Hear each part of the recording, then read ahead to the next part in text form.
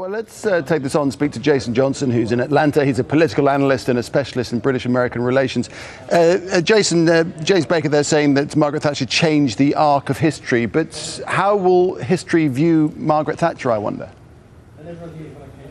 Well, history from the American perspective will view her in a very wonderful, romanticized way. Americans thought that Margaret Thatcher was basically the British version of Ronald Reagan. Most Americans are unaware of the level of controversy and dissent that she elicited within her own country. So on this side of the Atlantic, she will be viewed positively, but the reality is going to be missed by most people in the United States. It was certainly an historical time, wasn't it? Especially drawing the Cold War to an end. And many things caused that to happen. But the clarity of Margaret Thatcher's beliefs was probably a vital factor, wasn't it? It was the clarity of her beliefs, and also one of the things I research is even the way that she campaigned, actually. She borrowed a lot from Ronald Reagan. She moved British politics away from being purely about manifestos and ideology and more towards personality.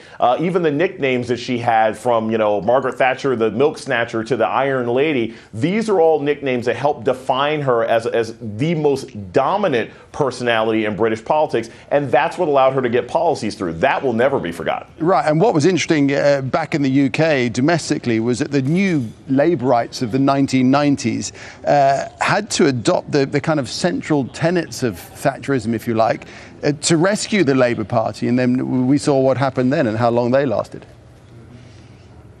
Oh, yes. Tony Blair pretty much tried to grab the mantle of being, someone who could adopt Thatcherite perspectives and what he called sort of third way politics and meld old Labour socialist tendencies with the sort of neocon principles of Margaret Thatcher. That worked for Tony Blair. It certainly hasn't worked for Gordon Brown and some of his successors. And again, that's going to be the sort of conflicted legacy of Margaret Thatcher. In some respects, the economy in England was doing terrible when she came into office, and she did elicit some improvements. But the way that she affected public services, the way she affected the NHS, the way she affected public transportation and miners, these are changes to the British fabric of society that will never be repaired. And when James Baker talks about Margaret Thatcher changing the arc of history, does he mean there that the domestic policies that she brought in were taken up by other leaders around the world?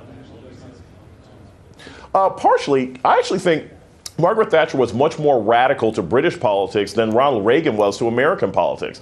I mean, Reagan was a neoconservative, but there were precedents for some of the things he was doing. Thatcher, by selling certain parts of National Health Service, Thatcher, by taking British transportation and selling it to private interests, that was something that no one in England had ever even thought about in the previous 15 to 20 years. So she changed the arc of history domestically, but internationally, she provided the partner that the United States desperately needed in Europe to fight communism. And so that will be something that she has always praised for, certainly on the right, and even with Ronald Reagan and with even Barack Obama in the United States today.